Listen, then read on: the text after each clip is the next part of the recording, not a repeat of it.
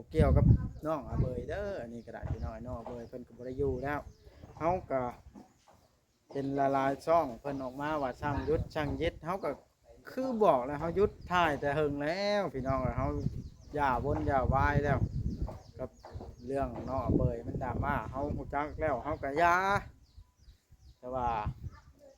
เฮาอยากอธิบายแล้วนึงเรื่องว่าเป็นน้ำเฮาเว้าเรื่องขายขายบ้านตอนนั้นนะพี่น้องของคุณยายเฮาก็แค่ยกตัวอย่างถามเนาะว่าถ้าเกิดว่าเมื่ออยู่พุ่นบ่ได้บ่มีผู้เซ็นห้องรับบ่มีผู้ให้อยู่ในหมู่บ้านนั้นแล้วเจ้าเช่นอะไรเฮือนชานทางที่มันเป็นชื่อของเจ้าน้องอเบยก็ตอบว่าบอสว่าขายนะเนาะพี่น้องซ้ำนั้นนึงดอกแล้วบอสสิบ่เว้าต่ออธิบายซ้ำนั้นแหละพี่น้องแล้วเฮาก็บ่ได้อยากพิษกับไผพี่น้องเนาะในเมื่อเฮาเปิดโอกาสให้น้องเพิ่นอธิบายตอนนั้นนะน้องเพิ่นก็อธิบายเฮาก็บ่ได้มีเจตนาที่เฮ็ดผิดผู้นั้นผู้นี้ดอกเนาะถ้าเกิดว่ามันผิดหรือว่าอันใดไปต้องกับอันเรายูทูบเบอร์คือกันกับบวัดขอโทษน้ำหลายๆเด้อพี่น้องบวัดกสิบเฮ็ดอีกแล้วในจุดนั้นพี่น้องโอ้เห็ดเพียงคักแท้นี่มันออกมามันก็คักแล้วนี่มันได้ใช้ผ่าสีมือไผนี่ช่างต่อเองบ่เออมานั่งสักก้อนคันว่าล้อไม้น่ะสิถามนี่มานั่งใกล้ป้าแต๋วนี่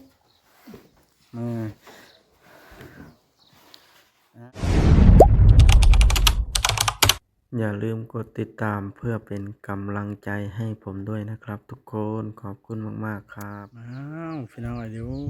เปิดภาพขึ้นกันได้เนาะมาเฮือนป้าแต๋วฮอดจอดถึงเป็นที่เรียบร้อยเนาะมากับบ่าวจ้อยมานี่ก็ได้บ่าวจ้อยแล้วอยู่รถถะพี่น้องเลยเดี๋ยวสบายดีป่ะจ้อยสบายดีบุลงน้ำกันบ่เลยเนี่ยไปลงก่อนอ๋อนะเขาว่าซื้อไม้เขามาแต่ว่าเขามาเบิ่งซะก่อนว่ามันจักโตจังสิพ่อพี่น้องเอ้ยสร้างท่อกะเพิ่นก็บ่ได้เฮ็ดมันนี่เพิ่นหยุดรอส่วนที่อันนั้นส่วนที่มันอันบ่พอหั่นทวานก็ยังบ่ทันได้ตีแต่ว่าเอาสิมาเบิ่งรายละเอียดตัวนี้ไม้เพิ่นก็ยังบ่ทันได้ใช้ปานลมตัวล่างนี่เด้นี่เพิ่นยังบ่ได้ตัดใช้เพิ่นคอยเฮ็ดไปทีละเล็กละน้อยเนาะพี่น้องโธ่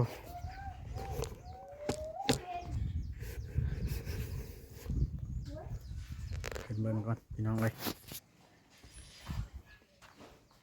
เอ้าแดดแท้นี่ก่อนอื่นสบายดี FC บัดสุคนเด้อพี่น้องเลย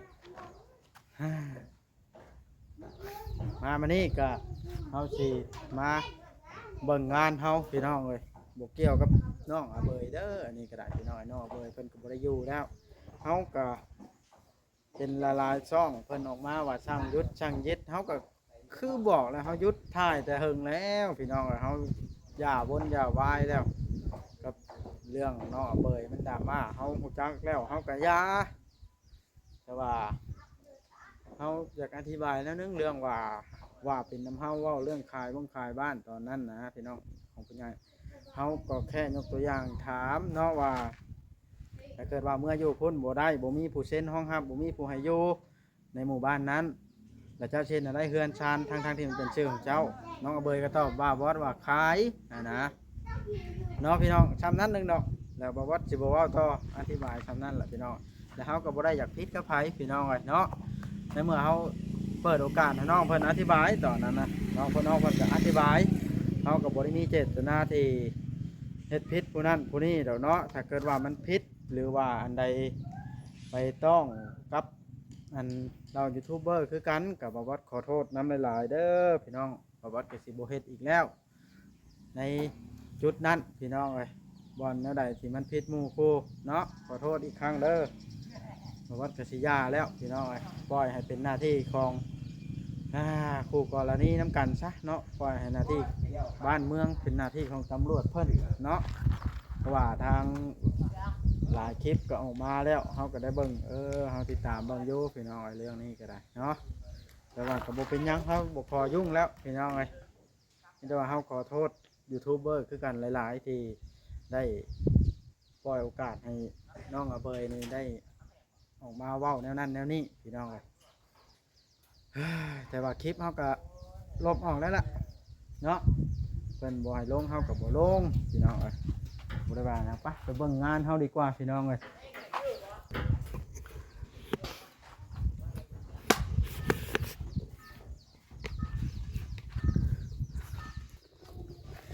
โอ้คือเงียบแท้มานี่มีคนสร้างเพิ่นอยู่บ่ไหนนะฮะแต่ว่าสำบายดีสร้างต่อโอ้เป็นอะไรมันนี่คือหยุดการดำเนินนี่รอไม่เลย รอไหม โดยไม่เออ ไม่เลย โอ้เห็ดเพียงคักแท้นี่มันออกมามันก็คักแล้วนี่มันได้ใช้ผ้าสีมือไผนี่ช่างต่อเองบ่ โดยแม่ละ เออมานั่งซะก่อนคันว่ารอไหมน่ะสิถามนี่นี่มานั่งใกล้ป้าแต๋วนี่อืม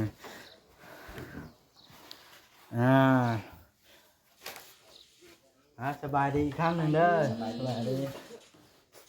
ไม่ที่มาตีเส้นนี่รอตอนเนี้ย โดย มันจักโตบาทเนี่ย เอาไหลประมาณ26โต จะหกโต แม่ อ๋อ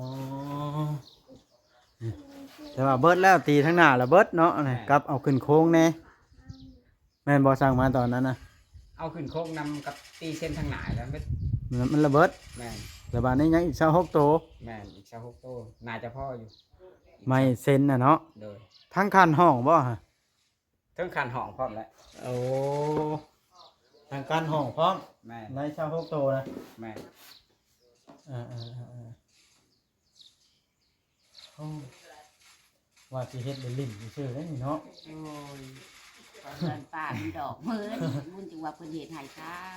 ทุกโยมเพิ่นซอยเพิ่น เพราะว่าอีก7-8โตนึง26โตเนาะ 26ไหลเบิ่ง26เด็ดขางนี่ก็14โตขางยาวไปตัวนี้อีกขันตัวนี้อีกตัวนี้อีก ที่ขั้นห้องนะขั้นกลางละพอแล้วเนาะ แม่นขันกลางของเดียว แล้วครับด้านนี้เราพบตัวพ่อแบบนี้เนาะ พ่อเลยอาจจะพ่ออยู่ก็พ่อใครพ่อเลยเนาะ ดังแล้วหมู่พ่อผันเนี่ยพ่อเป็นเนาะสมมติว่าหมู่พ่อนะไล่อันนั้นเด้อ น่าจะพ่อนะคิดว่า ก็เห็นไม้เชื้อรายังไม่ได้ใช้อันนั่นบ่ยังไม่ได้ใช้อันบ้านล้มบ่ ยัง วัดเอาแล้วจะเฮ็ดไปที่ละขั้นละตอนเนาะ โอ้ย ตัวนักเติบได้นี่26ตัวนะครับว่าแรกว่าเรื่องป้านล้มทั้งหน้านะช่างโตะ โดย ข้อยอยากให้ตัดชังกะซีตัวที่เขาชื่อเขามาอันมุงแล้วมันมุงบ่เบิดน่ะ โอ้ ตีได้บ่ ได้คือกันได้ เป็นบ่ เป็น เออเพราะว่างามเด้เพราะว่ามันสิเป็นเข่าแกลบกันเลยกับอันหลังคาสี โอ้ย งามนะ งามเนาะ งามเพราะว่าเขาตีทั้งตั้งถ้าตีทั้งนอนนี่สิบ่เข้ากันบ่ได้แต่ว่าเขาสิตัดเป็นชิ้นละตีทั้งตั้งนะสีทวานด้านหน้ามันนี้มันสิดูออกมาแจ่มเลยนะ แล้วเจ้าใส่ป้านลมหอบไปแล้วมันก็สิเบิ่งคือเฮือนแน่นอับๆเลยเนาะ โอ้ย ได้เนาะ ได้ เออท่านค่อยถ่ายคลิปนี้แล้วค่อยสิโทรสั่งไหมเพราะว่าสิซื้อเข้ามาก่อนเพราะว่าปัดยันบ่ฮู้จักว่าจักโตได้ให้เจ้าไล่ครับเนาะ โดย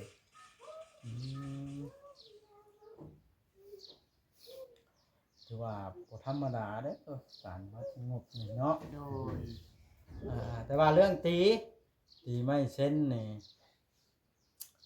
ตีแล้วนี่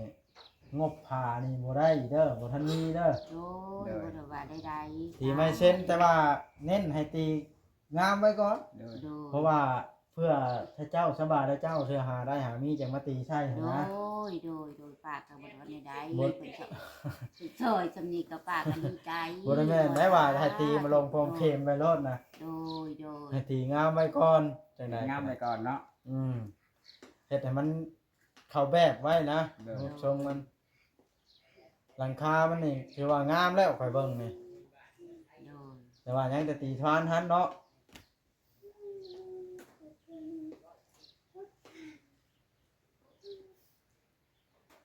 แต่ว่าทั้งนี้นี่ทวานนี่มันบ่มีไม้เส้นมาฮอดพี่เจ้าต้องตัดอัน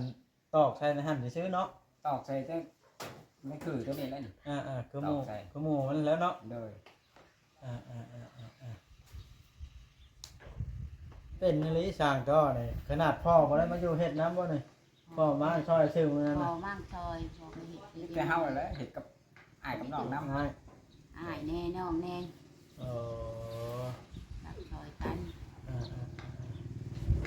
พอก็ไปรับจ้างมื้อ150,000 เบิ่งข่อยสิรีวิวให้ FC เบิ่งเด้อพระนี่ป้าแต๋ว โดย เจ้าตัวนี้เนี่ยสมมุติเจ้าตีผาดานนี่เนาะ โดย แล้วเจ้าเฮ็ดกันใดบ่อนนั้นน่ะมันสิ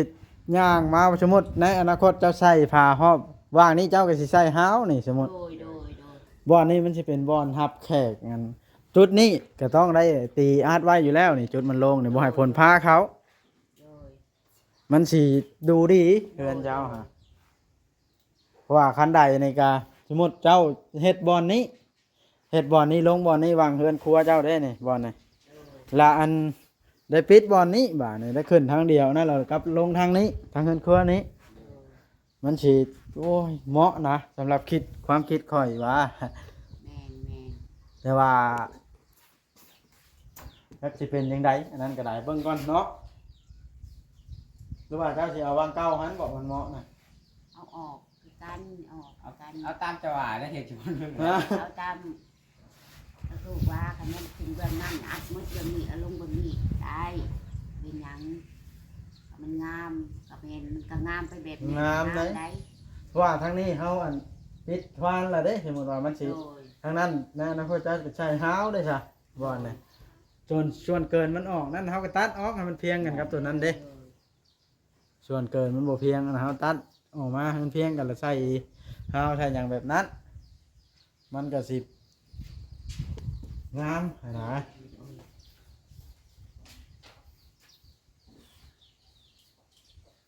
จังมือทางก็ เอาเห็ดว่านได้ตัวขาตัวนี้ คาดว่าได้ โอ้ ได้จะมือที่แล้ว ทีแล้วนะ เอาบอกให้บ่ได้แล้ว กำหนดบ่ได้บ่ แม่ปัจจุบันเราประมาณเฉพาะตีเส้นหรือประมาณ3-4 มื้อนี่แหละ 3-4มื้อพอสิเช่นนะ โดย โอ้โหอันนี้คือเฮ็ดข้าวเดียวนึงข้างหน้ายังแล้วนะมื้อเดียว แค่นั้น เนาะ คือว่าไวเกินไปแบบยันบ่ได้ตามคาดหมายนะเอาเราบอกให้ที พอคาดว่าตีเส้นนี่2มื้อไปแต่เจ้าเฮ็ดต้องแล้วเนาะ น่า อย่าง จำ ซ่า ได้แหละโดย ทั้งเส้นทั้งทวานทั้งนะฮะเนาะ แม่แต่เมื่อวานเขาตีทั้งตั้งทั้งตีวัน เออ วัดไม้เขาแบบ เดี๋ยวโจก่อน เลยว่าสิขึ้นปันลบคันนั้นใหม่ท่านได้มาวะ เอาบ่ยากดอกไปโทรสั่งแป๊บเดียวเขาเข้ามาแล้วนี่เพราะว่าเขาอยู่ใกล้เด้เจ้าได้เฮ็ดอีดอกมื้อนี้ตีเส้นนะได้เท่านี้ก็ถือว่า โอ้ดีใจปากก็ดีใจ ได้ผ่าได้ไม้มาหอบแล้วได้อัน โดย อันไม้เส้นมาตีหอบผ่านะเอาอย่างมาตีใช่ก็ได้ทั้งบ้าน โด เนี่ย ยนั่งตีใส่ก็ได้ฉันกระสอบกระชีกาตีใส่ก็ได้ หลังคามันก็บ่ฮู้แล้วเด้ โดย งาม ไม้ก็ได้ไม้บักแน่นๆก็คักได้แบบเบิด ได้ลายเติบเลย บ่ได้หลายเท่าแล้วได้พอแล้วข่อยช่างมาให้ได้หน่อยข่อยช่างมา มี ให้ แต่ใบใหม่ๆป้าก็ดีใจฉันกระชีก็ใหม่โอ้ยสาธุนี่ว่ะเป็นโพมให้ให้ป้าป้าก็ดีใจดีใจแฮงจนบางมือก็จนบ่อยากหดเข่าผู้ใดดีใจ ว่าดอก โดยมันก็ต้องกินข้าวกับแบบว่ามันดีใจแฮงแบบอิ่มไปก่อน ความดีใจเนาะ เพราะว่าเฮือนเจ้านี่มันยาวมันใหญ่เฮ็ดออกมานี่มันสิได้แบบมันสิงามเนาะชาข่อยไปยืนเบิ่งข้างหน้ามันสิเป็นเฮือนแน่นนะคันตีใช่เส้นมันได้แบบนี้อันนี้คือช่างต่อเฮ็ดในตีเลียนใส่ลายแบบยังคือแล้วไปตีใช่จนหอมนี่เบิ่งเอาบาดนี่เนาะ โดย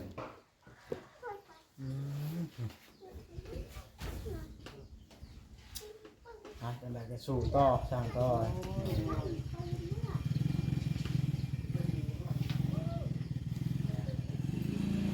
พากันกินข้าวกินน้ำกันยังมื้อนี้ พี่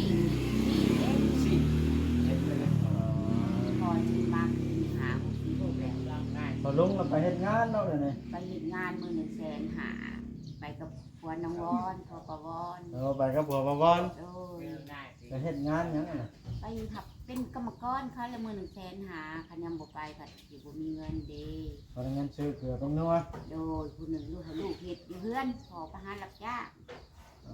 ลูกก็เป็นช่างได้ทางก็เนาะ โอ้ยว่า ก็ได้ เรือแห้งกับมีควันแหน่บ่รอเฮ็ดหันเฮ็ดนี่ อ่า ลูกอยู่ขอไป อ่า เฮ็ดน้ำลูกน้ำร้านให้แล้วเขาก็บ่ได้ใส่ประตุกประทาพ่อกระดักกระดอดอกต้องมีงานผู้เฒ่า เห็นแล้วคันพากันมาหุ่มเฮ็ด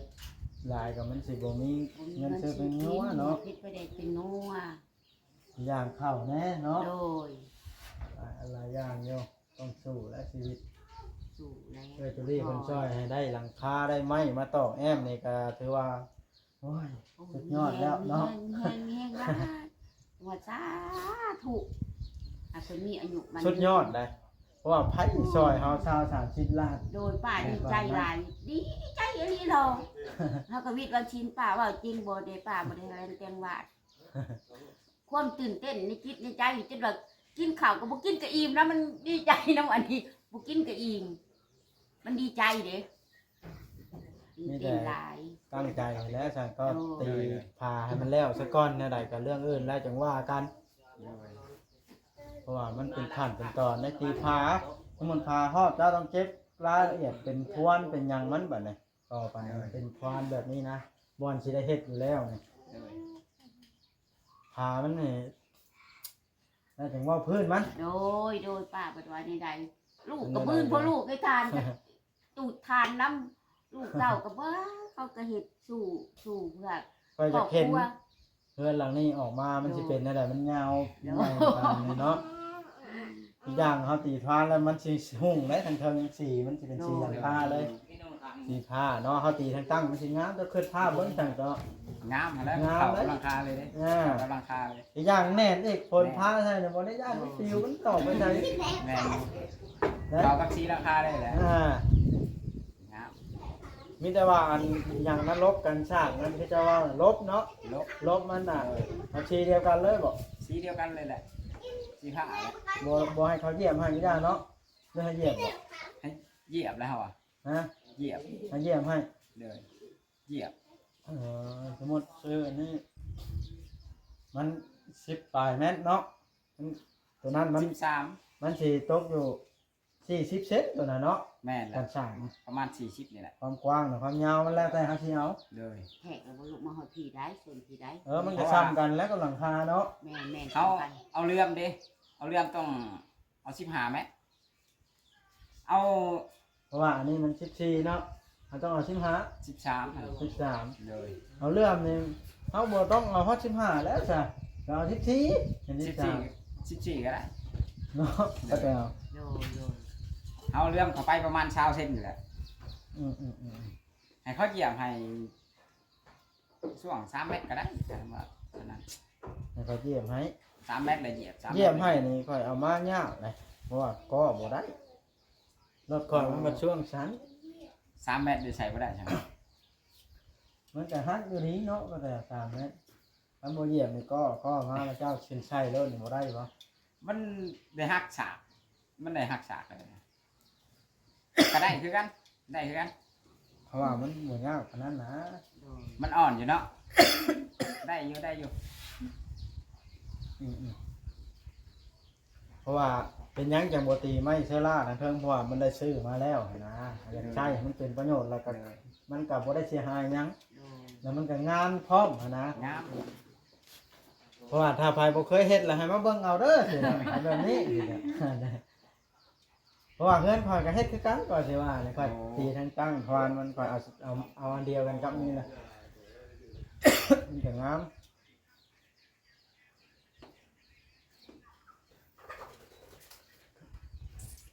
คักระบาดนี่เนาะบ่แต้วเนาะ งามแล้วบ่ะ มีแต่ว่าคลิปนี้ข่อยสิได้จบคลิปซั่นนี้แล้วข่อยสิได้โทรศัพท์ข่อยมีเครื่องเดียวข่อยสิได้โทรสั่งอันข่อยมาส่งมาให้มันสิเสียเวลา จีเด้อขอขอบคุณ ครับให้ก่อนเพิ่นทั้งแม่ทั้งลูกเด้อ จีอยู่ดีแทนเด้อให้ว่ามีตัวมีมันมาเบียดเบียนคอจี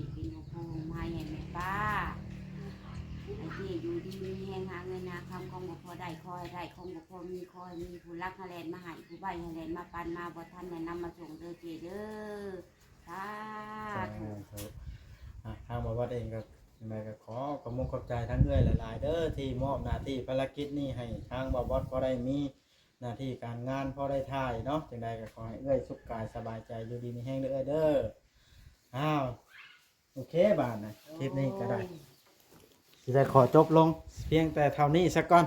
คลิปหน้าจังว่ากันใหม่เด้อสร้างโต๊ะก็หาเฮ็ดเวียกเลยบัดนี้นี่ยังเฮ็ดกันโดยโอเคบาทนี้พี่น้องเอ้ยนี่เฮือนก็คักอยู่พี่น้องเอ้ยว่าสิให้เพิ่นน่ะเฮ็ดคันใดทั้งนี้ขึ้นมันจังสิงามเด้เฮ็ดคันใดบ่อนนี้แผนบ่บ่นี่บ่อนนี้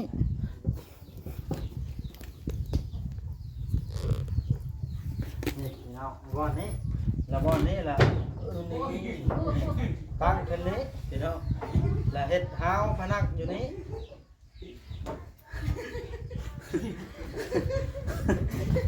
โอเคพี่น้องเลยว่าลายมันเจ็บหัวโลนไหมจีนี่สิได้จบคลิปลงก่อน